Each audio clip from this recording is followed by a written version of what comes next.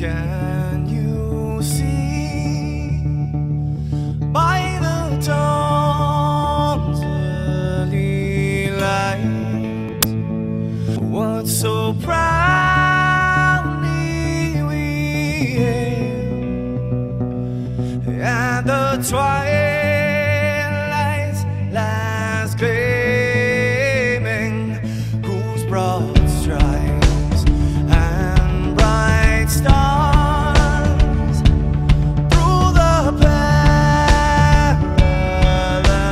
fights, oh, the ramparts we watched were so gallantly streaming, and the rockets red glare, the bombs bursting in air, gave out through the night that our flag was still there.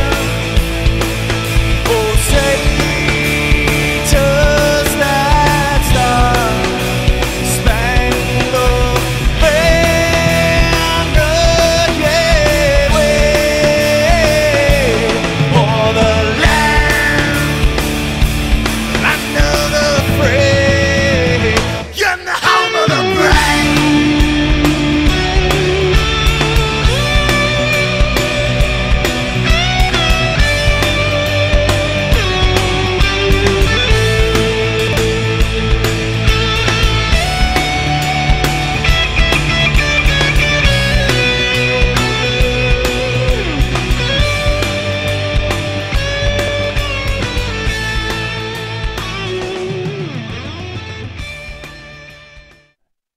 Good evening, everybody. Welcome to the Freedom Network. I'm Gary Rosenberg, your host, and we're so glad that you decided to join us right here on the Freedom Network. Yes, we weren't here last week. It's the summertime. I told you it may get a little spotty here and there through the summer vacations and things of that nature, but we'll be around. We're not going anywhere. Don't you worry about it. timorgary@gmail.com is how you get a hold of us.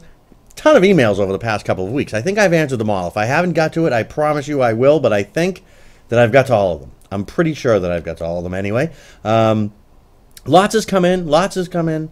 Sonny's out there. Sonny, I got your emails, man. I'm going to go over a few emails that we have that have come in. I can't do them all. I know more people want their stuff written. If you want to really get your voice on the show, pick the phone up and call. It's the easiest way to do it. Anyway, Gary Rosenberg here for the Freedom Network. We are going to tackle some politics, talk about some stuff. We don't shy away from the tough issues. We don't shy away from anything. We don't care about political correctness. We don't care about any of that. We care about here is the Constitution, freedom, things of that nature. And that's what we like to talk about. Your views are welcome. You can agree, you can disagree. We get emails and phone calls with people that agree and people that don't agree. We let them all through. We don't censor them. You're welcome with whatever view you may have. Let's see. You can find us on Facebook, the group, the Freedom Network. If you want a link to it, I know it can be difficult to find. There's a million different things out there. Just send an email to timorgary@gmail.com, and I will send you a link that you can use to get to the group. And you can just copy and paste it right into your Facebook and make it easy for yourself. Some of the emails that came in, we'll go through. Sonny had a local one. Let's see here. I've got my wonderful technological skills at work here, folks. Anyway, Sonny was at the Board of Selectmen's meeting June 8th. Town's financial team said the town had close to $4 million in its total reserves. Now, I can't substantiate these numbers. I'm going to have to go with what you say. I was not at the meeting, and I don't know if these numbers are right or not, but Sonny will just read it through. There's over $2 million in its main stabilization and $1.9 in free cash. Oh, I hate that word. Plus $2.1 in it sounds like there's a lot of money. I was not aware that they had that kind of money in reserves. I could be wrong. Maybe somebody can let me know that's out there that is in the know, because I'm not spending too much time at these meetings, folks. Just not something that my time is way too precious to what I feel in many cases is wasted. So that's how it goes. They may have suggested to take $500 out of the reserves and shore up the school's $200,000 busing deficit. Maybe some extra funding for the town's parks and recreations and other school sports programs. So what Sonny's saying is, if there's extra money, let's spend it, and let's spend it on the town. Makes sense, you know what I mean? You got to have some kind of money, I guess, sitting around just in case. But I've never been a big fan of that anyway. I'm not a big fan of the government possessing much of anything. That's me. You know me. If you're just joining us, you'll learn that real quick. If you've known me, you know it. You know it already. So I don't think that should surprise anybody. Doug came and sent an email. Hey, Gary, love all the national stuff. Listening from Texas and love the show. Thanks again, Doug. You know, you're one of a few people from Texas. Texas seems to have found the Freedom Network, and we're very happy to have Texas on board. Love for someone from Texas to give me a call. Let me know what's going on.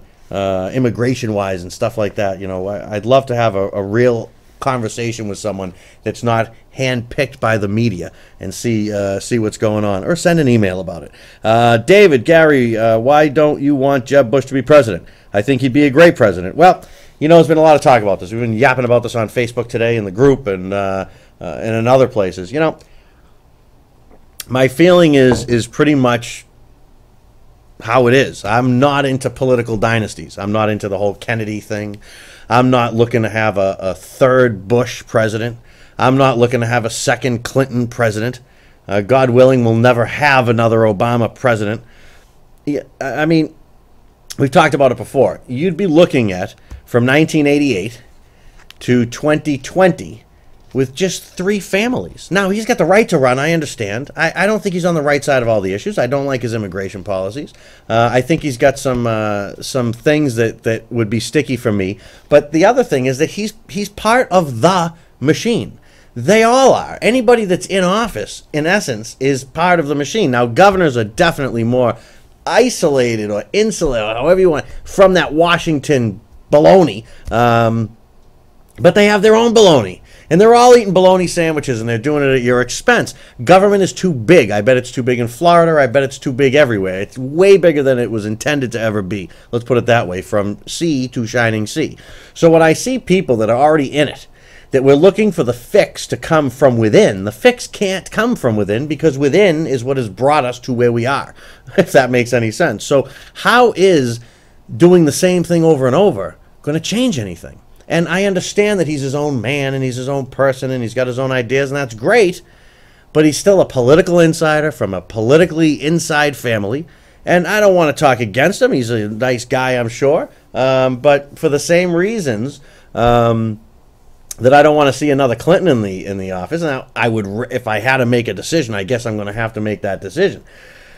I don't really want to throw my vote to that third party and help ensure that Clinton gets in. So I then become picking the lesser of two evils, something that I really don't like to do, but unfortunately you have to do it sometimes. So people have tried to nail me down. Will I vote? Will I vote for him? Will I vote for him? I'm not going to vote for him in the primary, that's for sure. And if there's a viable other candidate that's out there that looks like they're, viable, that they're not just going to fade away, if you will, or get 1% or 2% of the vote. I don't want to do, because the election could come down to 1 or 2%. And I think at all costs, Hillary Clinton, David, cannot be in the White House. At all costs. But if we wind up with Jeb, you're not going to see a whole lot of difference. You're not going to see the government shrink. You're not going to see any substantial reductions in taxes and things like that. I just don't think you're going to see it. I just don't think that you'll see it in reality. You'll see the smoke and the mirrors and the government machine at work. And that's what happens. The government machine just keeps on churning. So that's one of the reasons why, and we'll talk about Trump in a minute. I'll talk about him in a minute because somebody emailed on him. I want to get to that. Let's see. Ronald. Oh, Ronald. Ronald. Ronald says, Gary. 3 Garys. I think Obama's great. You always attack him, but he's done a good job. He's kept his promises. I never agree with you, but I love to watch.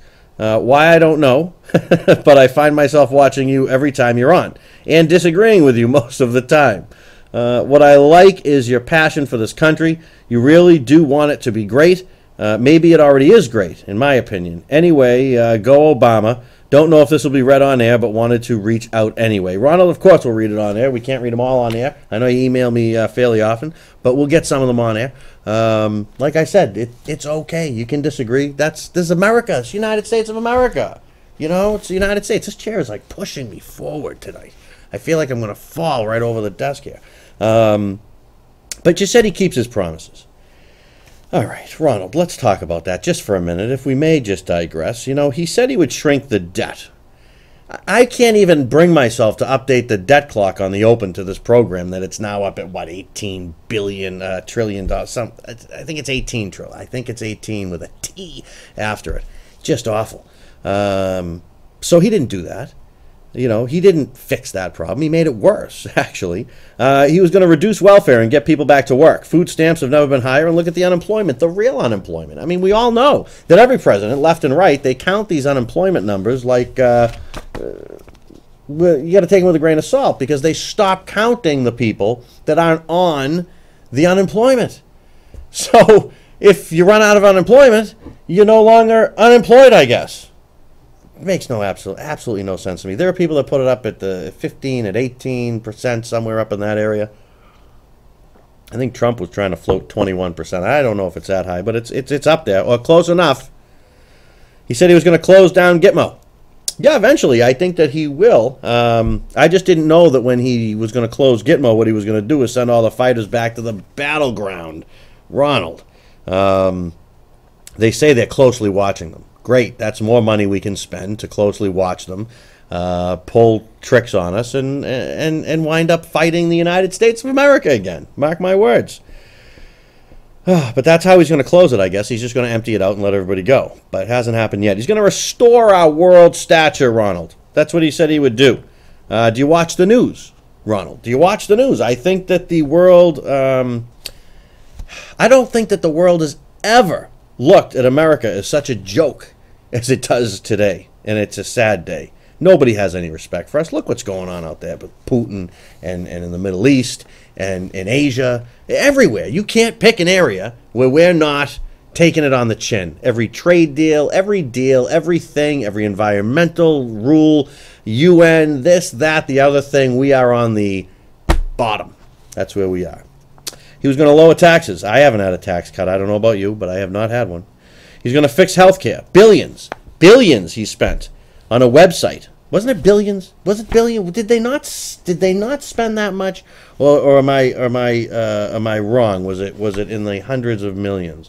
I don't remember. I do believe though that you can open up a website. I do believe you can open up a website now for $5 maybe. Something like that. I understand it would need to be a bigger and badder website, but holy moly, we know that this plan is destined to fail. People have already been tossed off their plans. Premiums have been going up and up and up. I can tell you that firsthand. My premiums are up. He exempts big businesses. He exempts unions for now, but wait until 2016, because don't forget in 2016 this whole thing is going to kick in, and when this whole thing kicks in, then you're going to have all these larger companies drawn into it. So you may then feel it where you may not have felt it. You may say, well, this isn't so bad. They say all these people are insured and all this stuff, but don't forget it's running at a big deficit right now. Okay, this is not paying for itself yet because all these taxes that are going to be embedded into this don't kick in until 2016. When they do, it will have an effect. It will have an effect. He really may have had his largest disaster in this healthcare situation. He said he would end the wars, but you know what they're raging on? They are raging on. Americans are still getting killed. Still getting killed, and we have absolutely nothing to show for it. We have nothing to show for it. But on and on he goes. Benghazi, the IRS scandal. Look at who he appoints to high power positions. Hillary and Kerry are your secretaries of state. I mean, are you kidding me? Are you kidding me? Ronald, I could go on and on, but I don't think he's done much of anything well. I really don't. I can't really put my finger on anything solid. Look at this trade deal he just signed. Oh boy, it's unbelievable. It is unbelievable, as we say. Donald just emailed in. Donnie says Obama promised change, and boy, did stuff change over the last 7 years. Yeah, you know what, Donnie? You got a good point. He did say change. And you know what? He did change a lot of things, didn't he? For the worse. My opinion. What's yours? You can give me a call, or you can email in like Don just did. Easy to do. Maria says, hey, Gary, just love the show. What I really love about your politics is that you are pro-choice, don't care about gay marriage, you don't want religion running America, but you support a strong military, you want to get America back to the Constitution, you support low taxes, you support gun rights, states' rights, and more. You're a real conservative, not one of these Bible-thumping people that want to tell everyone else how to live, and I really do respect that. Because of you, I have looked at the conservatives again. I have read the Constitution, that's a good thing, as well as most of the Federalist Papers. Fantastic, Maria. And you know what? You're right. The founders had a plan, and we are so far off of that plan.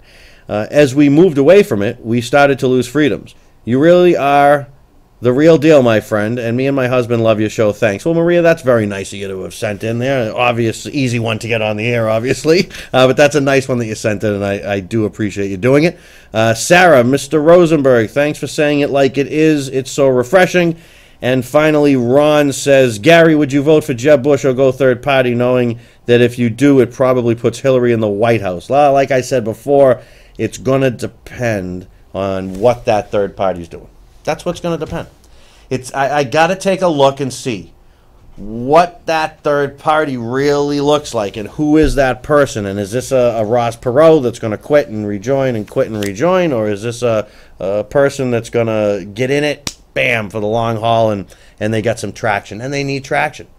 They need traction. If we're going to defeat this enemy, if you will, from politically, without going to Washington, we're going to have to do it with different people.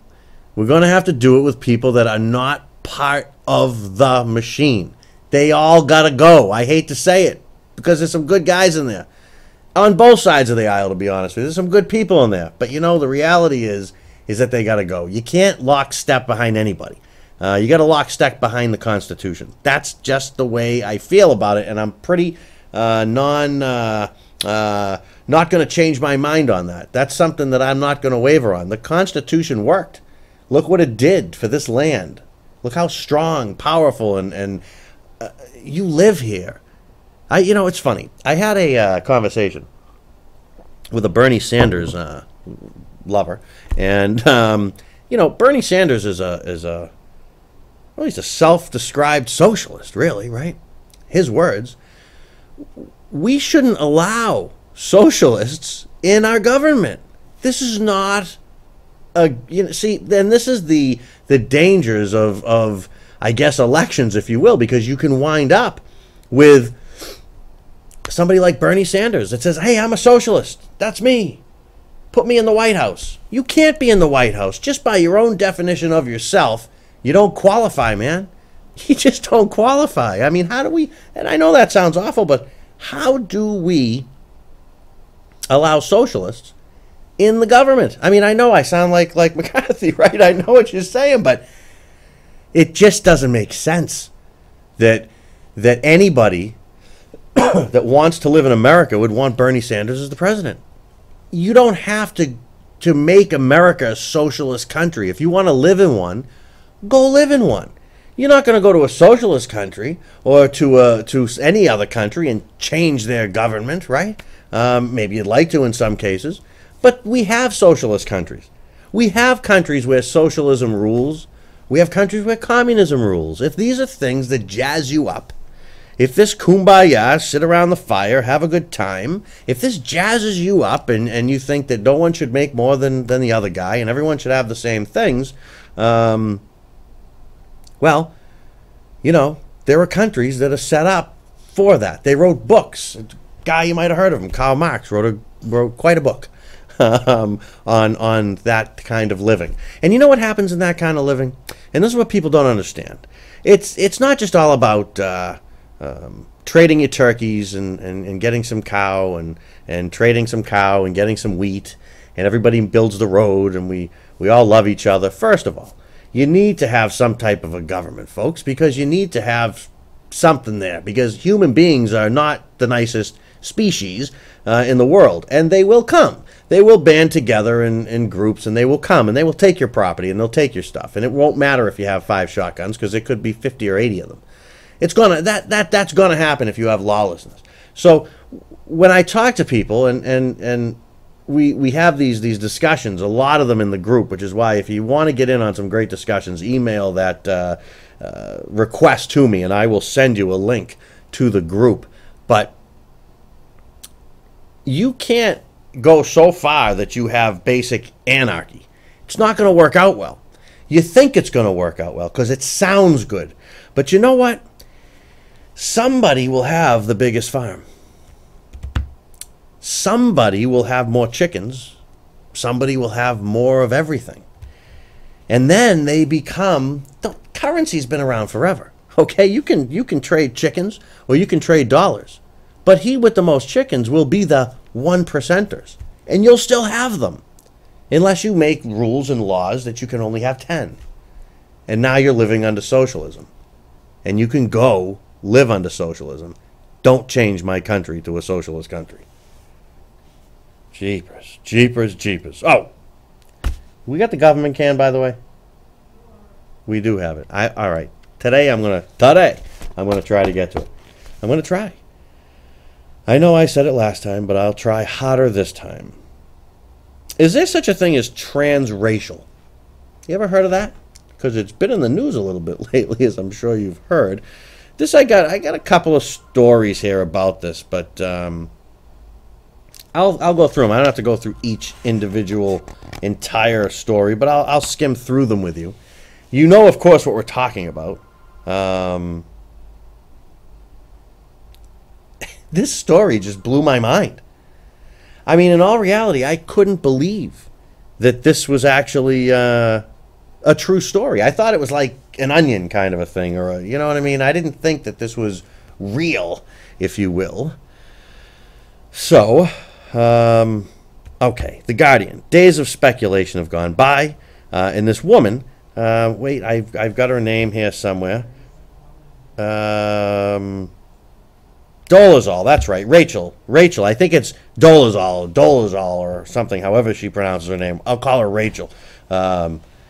Rachel appeared on the Today Show, declared herself transracial, and blamed other people's misunderstanding of the term on why she came to be identified as black. I was actually identified when I was doing human rights work in North Idaho as a transracial, she said.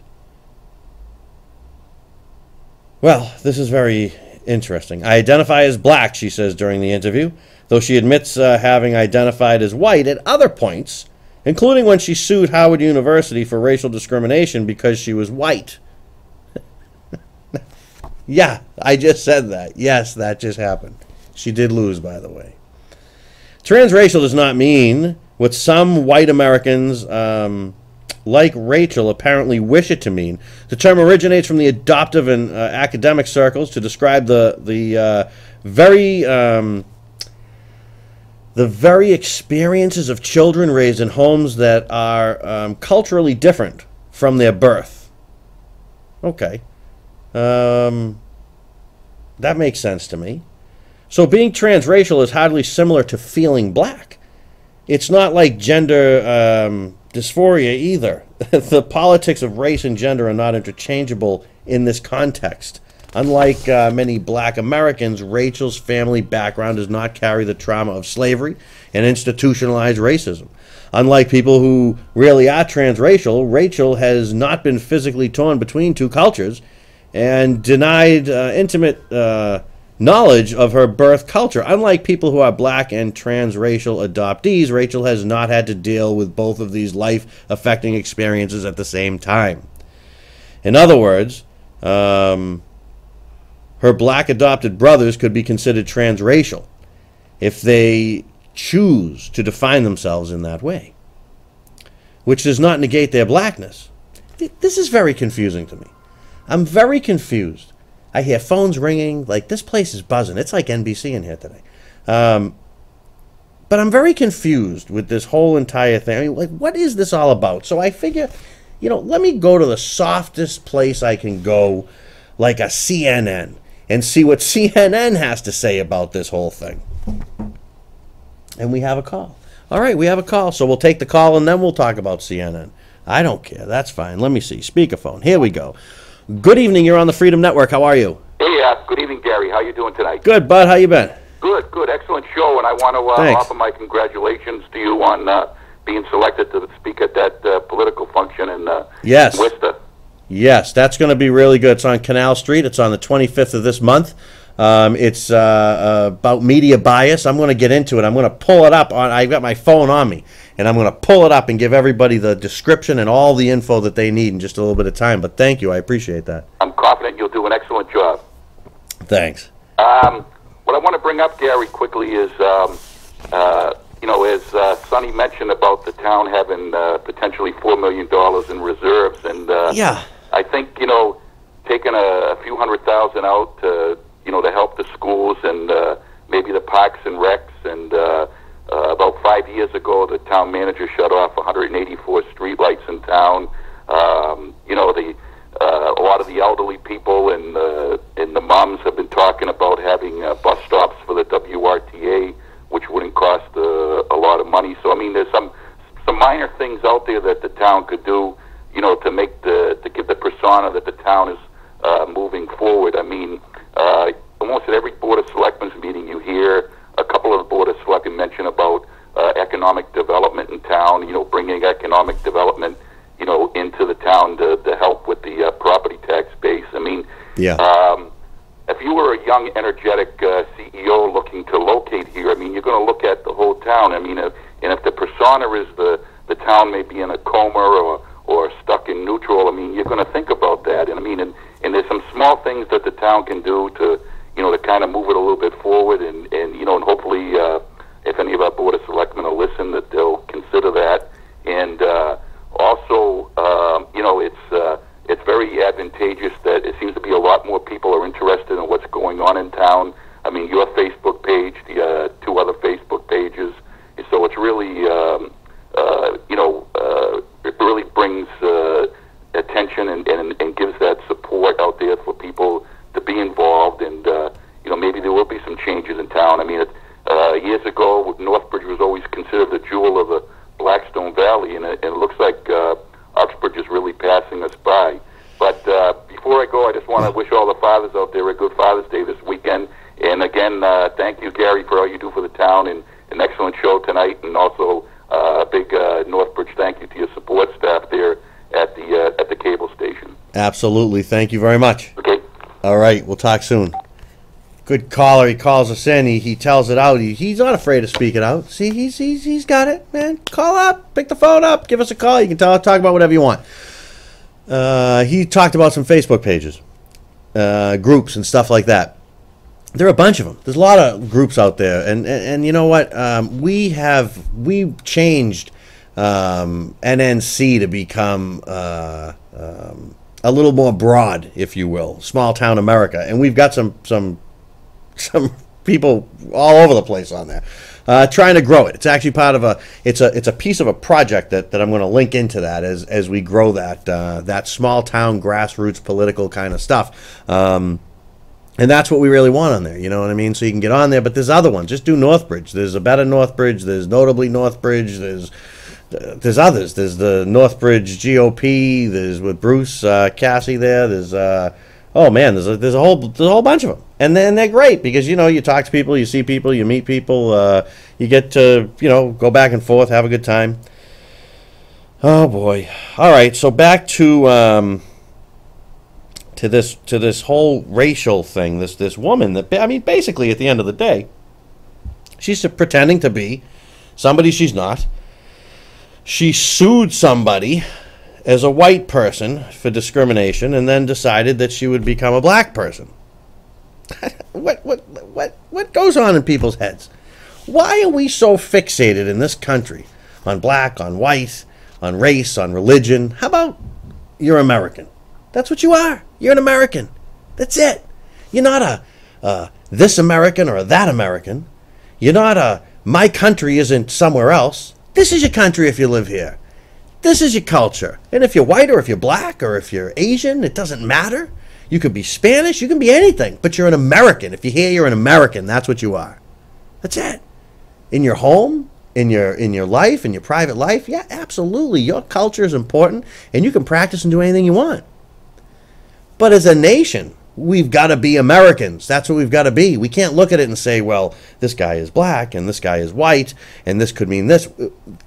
We're playing right into the hands of a created race war or race conflict, if you will, that the media stokes, the government fuels, and, you know, it's pointless.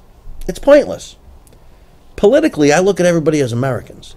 Humanistically, I look at everybody as humans. That's what you are. You're a person. If you're a dirtbag, you're a dirtbag. It doesn't matter what color you are. You can still be a dirtbag, and you can be a great person, and it doesn't matter what color you are.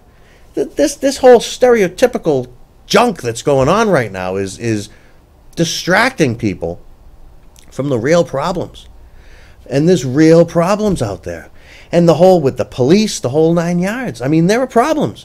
But every cop isn't a racist. That's a ludicrous thing to say. I've seen posts on Facebook saying, hang the police. That's stupid. And you know me, I'm the first one to call it out. The first one to call it out. Some of the things I've seen are disgusting. Some of these police officers should be in prison. Some of them just shouldn't be on the force because they can't handle it. But to lump everybody into groups, so every white person's this, every black person's this, every cop is this, this is what they want. Don't you see it? Can't you see it? Can't you open your eyes up? Well, anyway, Rachel, boy, has Rachel been busy. I mean, she stepped down as the head of the Spokane NAACP chapter. CNN says she did so over criticism that she's portrayed herself as black even though she was born white. She stood by that self-assessment Tuesday, insisting, I identify as black. She doesn't deny her biological parents are white, or that she changes how she looks over the years. She admitted not having corrected various published reports over the years labeling her as transracial, biracial, and black. At the same time, Rachel, while admitting she might have conducted some interviews differently, insisted she'd do the same thing again overall when it came to how she has portrayed herself racially. You know what this reminds me of? Now, humor is okay. Is this like the movie The Jerk? Did you see the movie The Jerk? If you didn't see it, you didn't see it. If you did see it, you know exactly what I'm talking about. This is like The Jerk. She must have woke up and oh boy. My life has been one of survival, and the decisions that I have made along the way have been to survive and carry forward in my journey and my life continuum. Does she even know what the hell that means? Does she? Does she know what that means? Some defended her by pointing to her activism and her ways as a leader, while adding that someone shouldn't be barred from being a civil rights leader because they're white. No, they shouldn't, actually, not at all.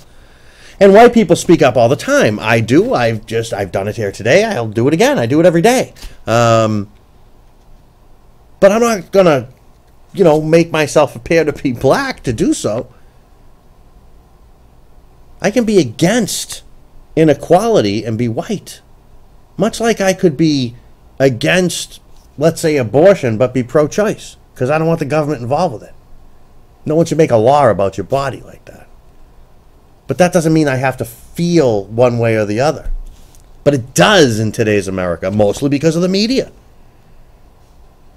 Others blasted her for lying and charges she's diminished the real struggles of African Americans by claiming she had suffered hurtful racism like them, even though she grew up white in Montana. I mean, you can't make this stuff up. You can't do it. I mean, if you were looking to make... This is why people are just tuning out, and I'm driving to work, right? And I'm on, 3 different radio stations, all talk. I'm listening in for my morning news. I want to hear the traffic. Then I want to make sure I can hear some talk radio back and forth. And I look over. I was at a red light. And there's some guy driving to work, my age, and what's he doing? He's going through his CDs, and he pops in a CD because he obviously doesn't want to listen to the radio anymore, right? Asked if she'd have been as effective as she presented herself as a white rather than an African American, she said Tuesday, "I don't know. I guess I haven't had the opportunity to experience that in those shoes, so I'm not sure." Now, her parents, they don't talk with her, but they are absolutely throwing her under the bus. They played a big part in driving the story by painting her as dishonest and deceptive to the reporters. Monday on CNN, her mother, Ruth Ann, went so far as to characterize her daughter as irrational and very disconnected from reality, while her father, Larry, said her actions aren't those of a normal, sane person. I got to agree with the parents here, folks. I got to agree. I don't know. It just blows my mind. It blows my mind. As to whether or not she'd alter her complexion to look less white and more black, said she has a huge issue with blackface and actually had to go there with the experience, not just a visual representation. I certainly don't stay out of the sun. I also don't put on blackface as a performance. You know what? I'm getting to the point where I don't know if I can continue to even talk about this because it's just so stupid. It really is so stupid. I mean, here you've got the height of just why? Why? I mean, is that the culture we're making now? Is that the culture we're making? That if you wanna be able to get some kind of a break, I mean, this thing goes in. She's used this as a way to manipulate and move herself, to have her career, to get in certain schools, programs, different things of that nature. It's all over the news. You can find the stuff. I don't have to tell you. It just doesn't make sense. She did not ever refer to herself or draw pictures like the self-described portraits or do anything that indicated that she thought she was black, her mother said.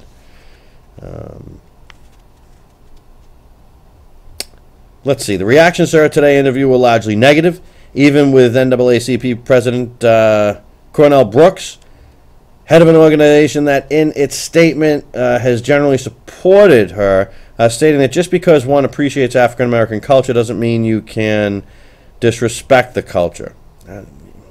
They just talk. These people just talk. This is all craziness. This is craziness. It's craziness. I'm telling you, this whole story is the movie The Jerk. You want to do the government can real quick? Because I just got another email. We got to put it up there. Let's do this. We'll take a quick break. We'll look at the government can. We'll come back. We'll wrap this up and maybe talk about some constitutional things. How's that sound? Be right back.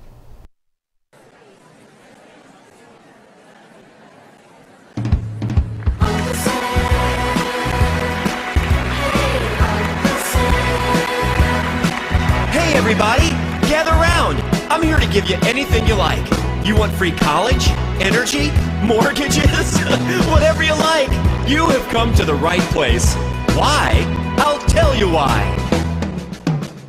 Who can take your money? Who can take your money? With a twinkle in their eye. A twinkle in their eye. Take it all away and give it to some other guy. The government.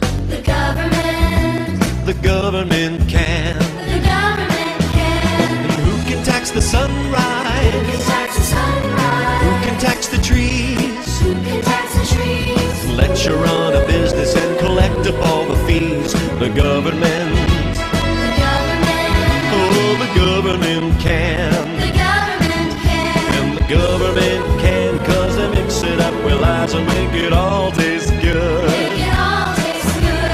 The government takes everything we make to pay for all of their solutions. Healthcare, climate change, pollution. Throw away the Constitution. And who can give a bailout? Who can give a bailout? Tell us to behave. Tell us to behave.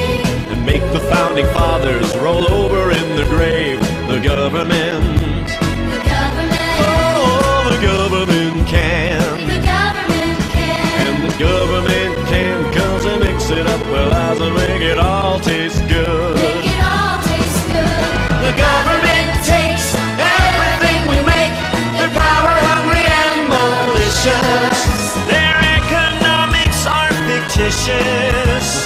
Soon we'll have to eat our dishes. Oh, who can be a failure in so many ways? And instead of getting fired, hey, we'll give ourselves a raise. The government, oh, the government can. And the government can, 'cause they mix it up well and they make it all taste good. And your Uncle Sam can, 'cause he mixes it well as it makes it all taste good. And I feel so good, 'cause the government says I should.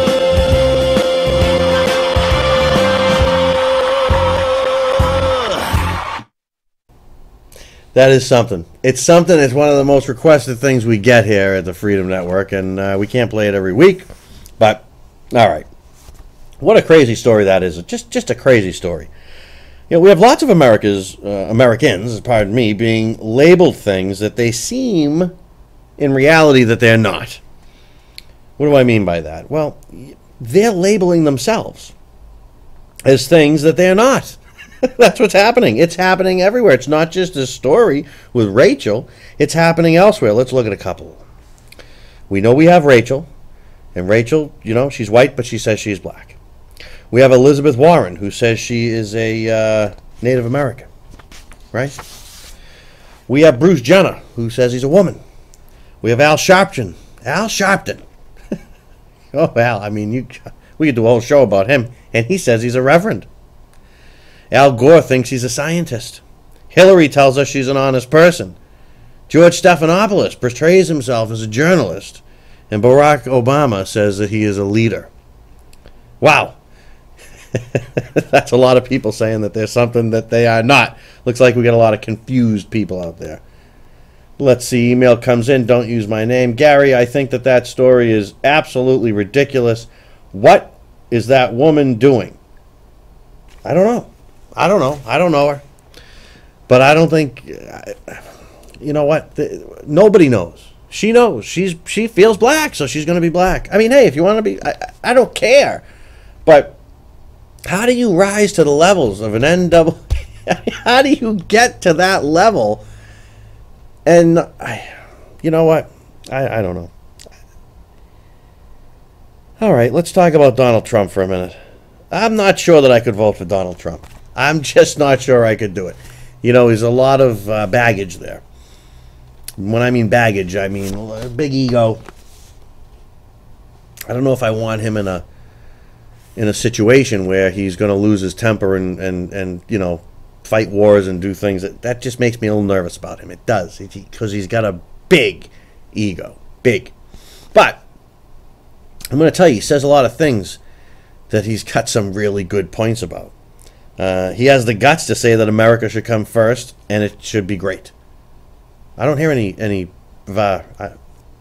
people, you know, legitimate, you know, they want America to be great. They say it, but do they believe it? When he says it, man, he's convincing when he says it. When he says America should come first before all other countries, I don't hear any other candidates saying that.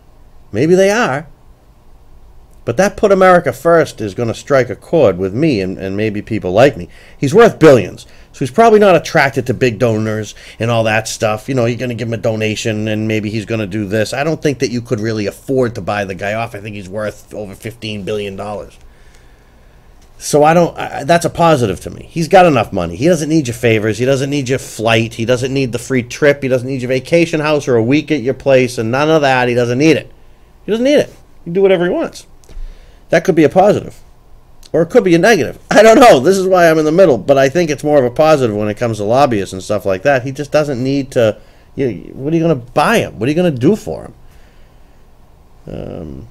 He really does want America to succeed. He's not afraid to say it like it is.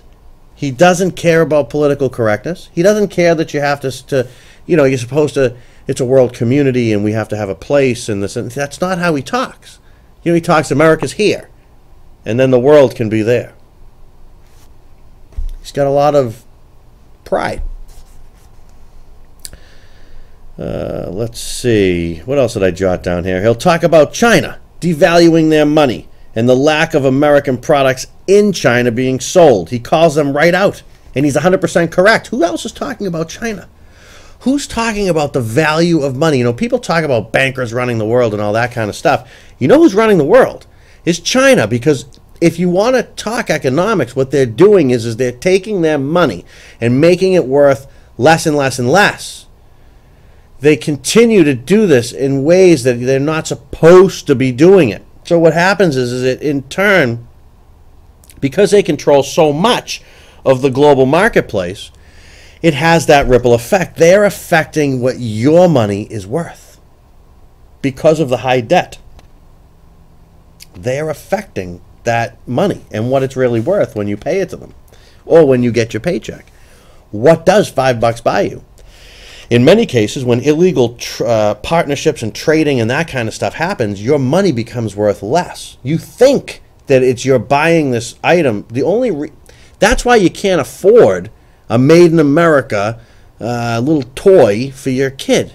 That's why it's made in China.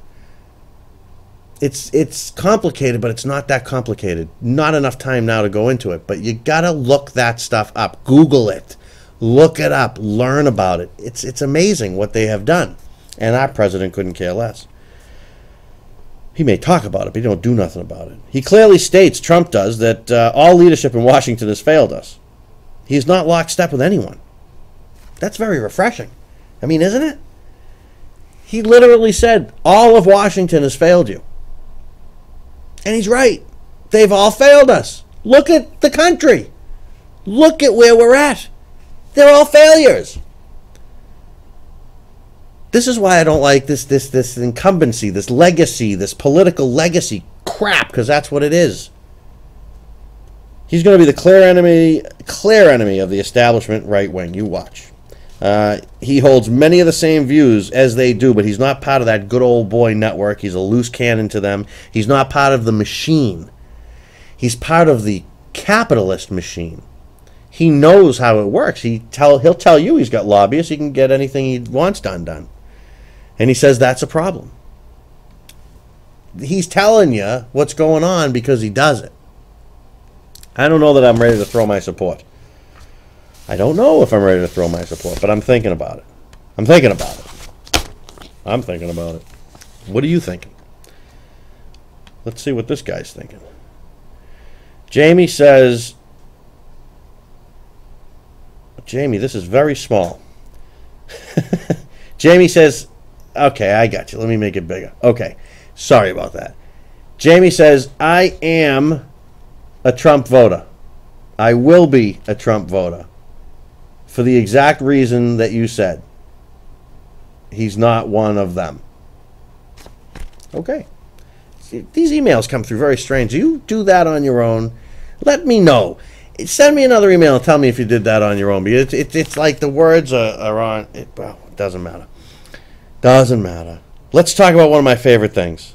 How about the First and Second Amendments? How about some constitutional stuff? Want to talk about some constitutional stuff for a few minutes? What do I got, about 5 minutes, 8 minutes, something like that? Let's see. The first. All right, let's talk the first. Let's read that. All right.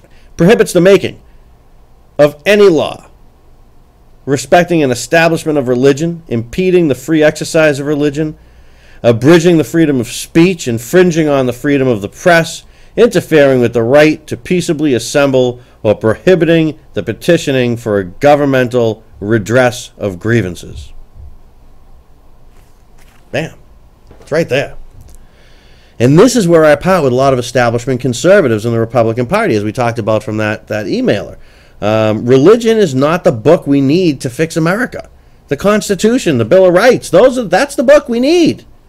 That's all we need. That's it. They took what they wanted from religion and put it in there. They wanted the whole thing in there, they would have put it in there.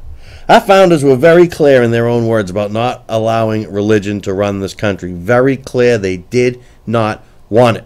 I see all over Facebook, all over the place, in blogs, on the news, interview guests, about people wanting religion to play a bigger role in our lives. Now, look, I believe in religion. I have no issues with anyone in believing whatever they want. None at all. Religion's a personal thing. It's not a political thing. Just look at what happens when religion runs a country. Many examples throughout time and today. Right now you can find examples of religion running countries, and the percent that is peaceful is very small. Yes, it exists, but it's the exception to the rule. It's not the rule. And the Founding Fathers knew this. Governments and people should choose religion, not have it thrust upon them or thrust theirs upon other people. This is my opinion. But I'm passionate about it because it's, when you have examples of things, we talked about Bernie Sanders, right? Socialism. There's examples of it. Go to it. Live it if you want to live it. You want to live under a religious country, go to a religious country and live there.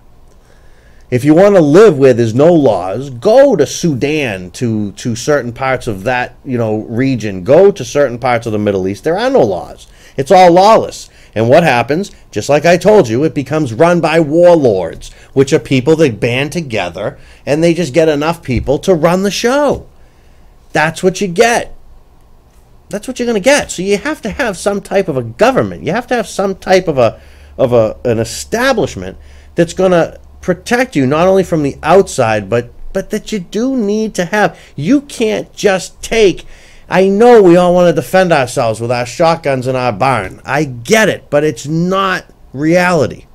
It's just not. People aren't peaceable enough. There's not enough of them. And you may find yourself banding together with others in that situation. And then what are you? What is the difference? If you have a communal government, which is what they pretty much intended here, where everybody's got that representation, don't forget we're a representative republic. That's what we are. So you have someone represent you, goes, votes, does their thing. Then they're supposed to come home. Then they're supposed to go get a real job. But this religion stuff gets me very, very nervous. I take my religion seriously. I believe what I believe. But you know what? I just don't think that, in my opinion, we want a religious country. We can have a religious citizenry, but we don't want a religiously run country. Okay, this one comes from Mr. Russell. Quote from Ron Reagan. Hi, I'm Ron Reagan, an unabashed atheist, said the 56-year-old son of our 40th president, and I'm ashamed by the intrusions of religion into our secular government. That's why I'm asking you to support the Freedom from Religious Foundation, the nation's largest and most effective association of atheists and agnostics working to keep state and church separate, just like our founding fathers intended. But I will tell you something. Our founding fathers were, they were like deists or whatever that is there. But I don't think that there should be no religion. I support religion. Religion can be a wonderful thing for people. I don't think that religion, and I don't have to be an atheist to say this, this is what the Founding Fathers wanted. We constantly want to interpret what they meant. You do not have to do that. It's all written down. You don't need to interpret anything. Oh boy. But thanks for the email. Thank you for the email. I have no problem with the president saying God bless America. I have no problem with In God We Trust being on the money. I don't care about that. I don't want policy driven by religion. I want policy driven by the Constitution of the United States of America. That's what I want policy driven on. The second, the right to keep and bear arms is a fundamental right that is it's codified in the Second Amendment of the Bill of Rights and the Constitution of the United States of America and the state constitutions of 44 states. The text of the U.S. Constitution, constitutional amendment, says a well-regulated militia being necessary to the security of a free state, the right of the people to keep and bear arms shall not be infringed. This is a no-brainer, folks. This is a no-brainer. Every time tyrants want to take over a populace, the first thing they do, they take the guns. Our founders wanted us to have guns. It's plain and simple. You can find it in the Second Amendment as well as in the Federalist Papers. All these answers are there. You don't have to figure out what they meant. They told you what they meant. They list several reasons that they wanted the people in the amendment. So I'll do a little of your homework for you from the Federalist Papers, and I'll paraphrase a little bit because I don't want to read the whole thing. To be able to quickly form and defend America. Yes, that's absolutely one of the reasons. They didn't have an absolute army. The people needed to become the army, the militia, whatever. But it doesn't stop there. And that's the funny thing. They had other reasons, real reasons, but the media and the left seem to stop there. It's so biased. Let's look at the other reasons that are literally in the same passage in the Federalist Papers. James Madison. To be able to defend the government should a military general or leader decide to try and take it over in what we would now call a coup. To be able to defend ourselves should the military decide to try to take over a state or an area of a state and declare it something, maybe a general. To be able to defend ourselves against outlaws and protect ourselves and our family from those that seek to do us harm. And also to be able to go to the government and remove those that have not acted as they should and have not allowed the American people to be free. Yes, you heard me correct. James Madison said, and I again paraphrase, that that should the government become so big and overbearing to the people, that it is a duty of the people to remove the government and to replace it by the rules and laws listed in the founding documents. It's all written down. This is why America... See, this is why as America grows, you see more and more restrictions on guns. Many argue that it has nothing to do with safety, but rather an evolution to remove the right altogether. The founders also wanted the world to know that America was strong and that the people, as well as the militia, would fight to defend the Union. What foresight our founders had. Why won't we listen to them? They predicted it. Ready? World War II. Admiral, and I'm going to really mess this one up, but Admiral, I believe his name is Soruku Yamamoto. Okay, this was in World War II. In quotes, I will not paraphrase. The first 6 to 12 months of the war with the United States and Great Britain, I will run wild and win victory upon victory. But then, if the war continues after that, I have no expectation of success. You cannot invade the mainland United States. There would be a rifle behind each blade of grass. I fear all we have done is awaken a sleeping giant and fill him with a terrible resolve. This was upon learning of the success of the Japanese raid on Pearl Harbor. At the end of the day, the founders wanted a strong people that were ready to defend their freedoms, no matter where the threat came from, the outside or the inside. That's why it's in there. Never let or vote for anybody that wants to curtail that right. It's not about 20, 30,000 people. It's an awful, awful thing when accidents happen and when people get crazy and shoot people. It's terrible. But in the 20 or 30 or 25 or 30, I forget what it's close to 30,000 gun deaths. It's time. He's like, it's time. All right, we'll talk guns again. We'll get to these few emails. I'm Gary Rosenberg from the Freedom Network. Thanks for joining us. We'll see you next time.